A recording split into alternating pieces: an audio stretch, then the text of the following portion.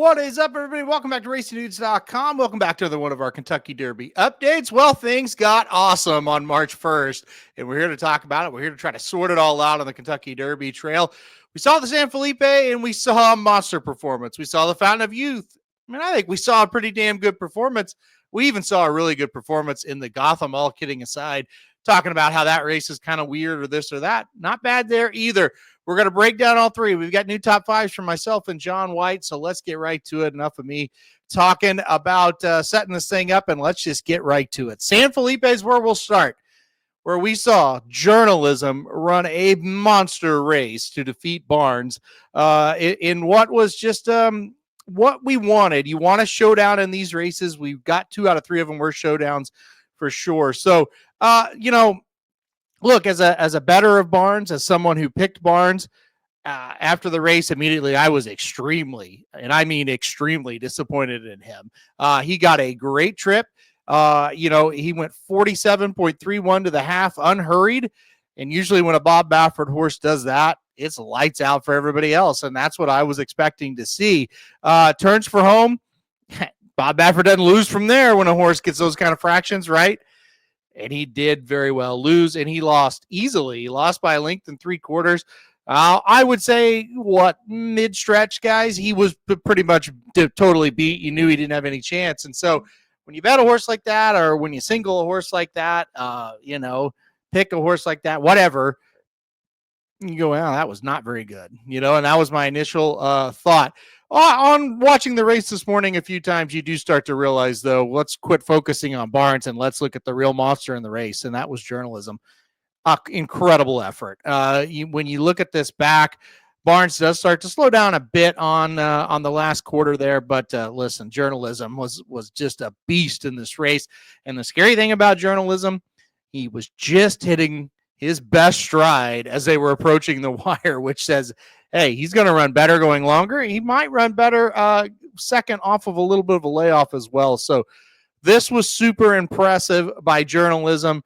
He receives a 108 Beyer speed figure for the race. That is super good for this time of year. And again, the horse's first race of the season. The more you watch it, the more you go, okay, a lot of credit goes to journalism. That's the bigger takeaway here. Journalism was fantastic.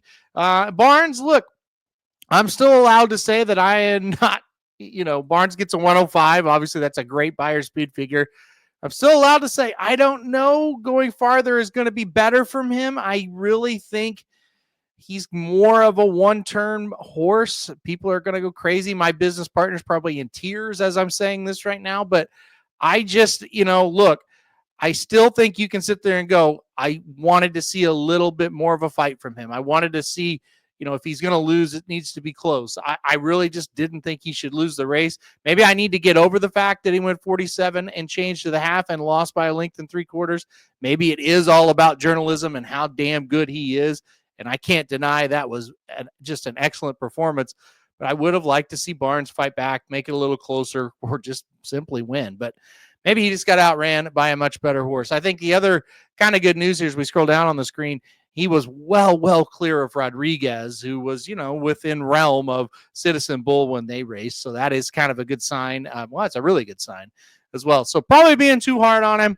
I've still got him in the top 5, so maybe I'm not being that hard on him. Maybe it's just more of a disappointment of I thought he would romp. He got everything his own way. He should have romped, and he didn't because he got beat by a better horse.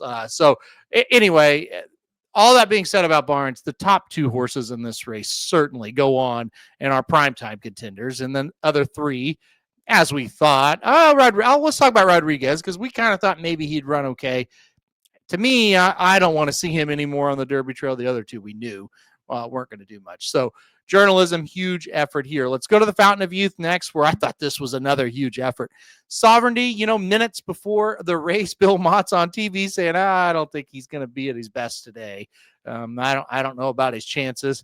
He wins. Sovereignty, he showed an amazing turn of foot down the stretch, was able to catch River Thames just at the wire. If you bet River Thames looking at me, oh, man, you're really sad. You thought you had him, but you didn't. Sovereignty gets it done by a neck. I thought this was super, super impressive.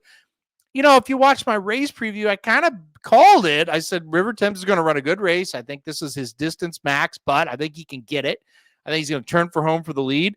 And when you turn for home on the lead at Gulfstream, going a mile and a 16th, it's really hard to catch a horse if he's decent up front, which River Thames is, because it's a shorter stretch, and that track usually favors that kind of horse, a speed horse at that kind of distance.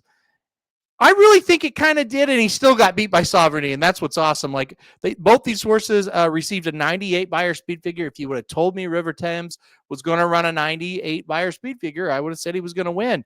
That's how impressed I am with Sovereignty in this race. This was not the race for him. Kind of like Journalism. We talked about it. We really liked Sovereignty and Journalism both for the Derby, but maybe not last Saturday. And they both win. What does that tell you? That tells you these guys are serious players. Sovereignty, awesome effort. Like I said, it's a 98 Beyer. That's very, very good, but it pales in comparison to Journalism and Barnes even. So that's kind of the downside of it a little bit. But my goodness, a 98 Beyer this time of year for a horse making his first start of the season is very good. So again, it's kind of the same story. Sovereignty, definitely, a primetime contender. River Thames, again, I have distance questions for him. I think he's going to go on to another prep. I think he's going to make the Derby. I don't know if the Derby is really his race, though. I think Sovereignty is the only one you really want coming out of this one. Big disappointment, I would say, is Burnham Square. Him and Gate to Wire are second to last and third to last. We kind of knew Gate to Wire would either get it or not as far as the distance goes, and he just didn't. But Burnham Square, I thought would run a lot better than that. He's a major disappointment out of this race. He was a favorite, which I think people were really confused on who to bet in this race. And I mean that as in, I didn't really know who was going to go favorite either. It was a tough race to predict that. All right, finally the Gotham. We'll go to it real quickly here. Flood Zone, the winner of this race, wins it by 3 1/4, and I thought this was really good. I thought, look, we like to make fun of this race, the Gotham being a one-turn mile on March 1st for 50 Derby points, and it is strange. Let's be clear, but I do like that Flood Zone won the race. He has a pedigree that says he can move forward as far as distance goes. He's bifrosted out of a Curlin mare, so a mile and an eighth probably be his next start. I think he'll probably be fine as far as the distance goes. He also received a 98 Beyer speed figure, which I was a little surprised by. But look, I mean, that's a really solid figure. You go back and watch this race again and again. He was pretty decent in here. There's not a whole lot of holes you can poke through Flood Zone here. Now, can he stretch out and beat better horses? That's going to be the big time question mark. But he at least puts himself in the realm of conversation. And I think that's always good news coming out of this where we can say that. So I get it. People are probably like, oh, it's the Gotham. Who cares? But I do think at least we saw a decent enough performance to think, well, this horse can kind of move forward and maybe win or at least be competitive in tougher races. Sand Devil, I thought was okay. You can't really say anything bad about him. He ran okay to finish second. Garamond, again, he was okay in third. Sacrosanct was the one that was really disappointing. He was awful. He never looked good for a second in this race. So I don't know, maybe we can draw a line through him as far as Derby horses go. And really, as far as Derby horses go, Flood Zone moves on. They'll try Sand Devil, Garamond. I'm just not sure that they're that type of horse. So those are the recaps now. We'll get to the main portion of today's show, and that's the top fives. I'll go through Jon White in his list first here. Let me put him up on the screen. Take that off. Put John on here. So he's going to have Coal Battle at number 5. And Coal Battle looked a lot better last week than he did this week. And it's just, his numbers are a little bit slower. His races are a little bit not as visually impressive as Sovereignty, Journalism, and even Barnes. So he's number 5, though, and I think it is right to keep him up here in the top 5. Citizen Bull, number 4 for me. John's never been as high on Citizen Bull as I had, so I have been, I should say. So, yeah, I get it. I think 4 is a pretty good spot for where John has been ranking Citizen Bull. Barnes, number 3. Barnes was number 1 last week. I text John this morning and I said, imagine if I told you Barnes was going to run a 105 Beyer and get beat and move. I didn't text him this part and move down your list. I mean, incredible. I think anybody, if you would have said, hey, Barnes is running a 105 today, you go, wow, he's number 1 on my list and he will win that race easily. So that just shows you the strength of the horses we're going to talk about here in just a second. So Barnes, number 3 for Jon. Number 2 is Sovereignty. And listen, this is a horse that really, like I said, he should get better as they go longer. He should get better as he gets a little bit more racing under him. And again, I'll mention Bill Mott says, hey, he wasn't thinking he was going to run all that well. He wasn't thinking he had a great chance to win, is what I should say, yesterday, and he did so. So if he moves forward, that will be a little scary. And then, speaking of scary, number 1 on the list is Journalism, and he's a horse that should move forward as well. And I clearly am not a journalist, as I misspelled that. Quick pause here, and we're back.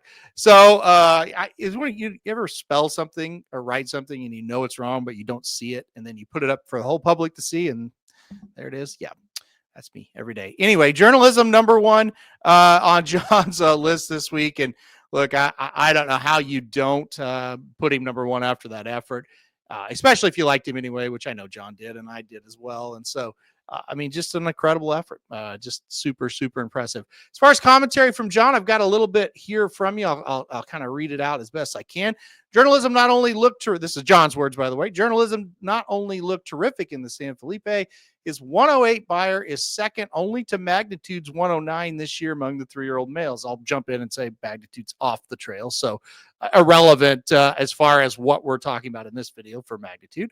But while Magnitude has been sidelined with an injury, Journalism is now headed to the Santa Anita Derby and looks good and strong there. Keep in mind that Journalism's 108 is higher than the Beyer for the winner of the last 16 Kentucky Derbies since Big Brown recorded a 109 back in 2008. These, again, are Jon's word. Another big plus for Journalism, it looks like he's going to relish going farther than a mile and a 16th. We kind of talked about that. He was hitting that stride late and looked better and better as they approach the wire. Now that we're in early March, I think Journalism has the best chance to win this year's Kentucky Derby. It is true that Sovereignty's 98 Beyer winning the Fountain of Youth was well below Journalism's 108, as we talked about. Nevertheless, that was a very impressive 3-year-old debut by Sovereignty. And like Journalism, it appears to me that Sovereignty is going to love going farther than a mile and a 16th. He also goes on to say, I had Barnes ranked number 1 last week. Yes, Barnes lost for the first time in the San Felipe, but his 105 Beyer shows that Barnes actually ran big, considering it was only his 3rd career start and his first start around two turns. That's why I'm not moving Barnes down any lower than number 3 this week. The 105 Beyer by Barnes in the San Felipe, and this really puts it into context, guys, as I finish Jon's comments. The 105 Beyer by Barnes in the San Felipe is equal to the 105 by American Pharoah in the Kentucky Derby when he won the Triple Crown, and it is better than the 103 Beyer by Justify when he won the Kentucky Derby during his Triple Crown sweep. There you go. And that is saying a lot right there. So maybe don't get so down on Barnes. All right, let's go to mine now, and I'll go Coal Battle number 5. And I'm kind of the same thing as Jon. Yeah, we'll put him there. He just keeps winning. He does nothing wrong. He's not comparing really visually or speed figure wise to these other horses that we'll talk about, but still got to give him credit. Barnes is number 4 for me. Like I said, and probably unfairly, I was a little more disappointed in Barnes than almost anybody else. But listen, I still have him number 4. I still have a lot of respect for him.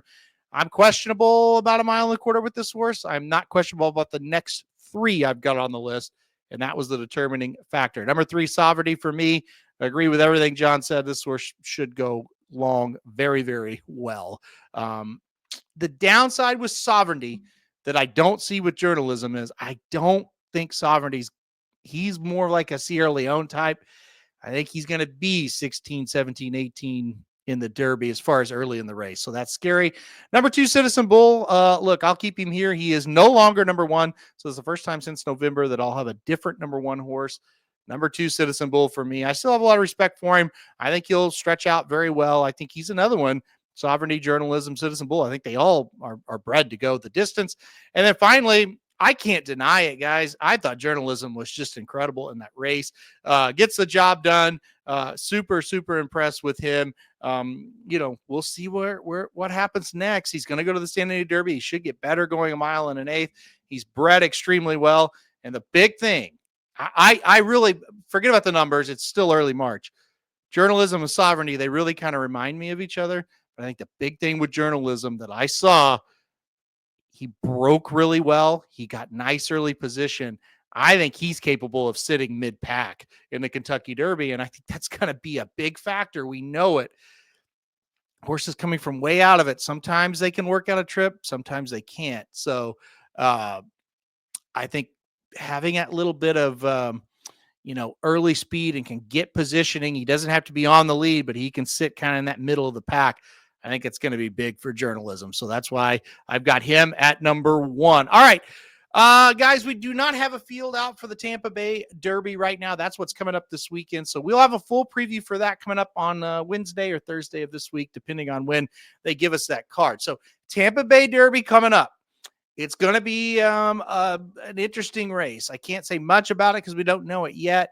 It's usually not as strong as some of these preps we just saw, but we will be here to cover it. And you never know. You just never know when something is going to jump up. So look out for that coming up this week, the Tampa Bay Derby. All right, guys, that'll do it for this week's Kentucky Derby update. Make sure to join us next week. We'll have more Kentucky Derby update for you like we do each and every week. All right, guys, hit the like button if you like the video. Hit subscribe if you really like the video. Want to get alert anytime we do videos like this. And most importantly, we'll see you right back here next week for more Derby news.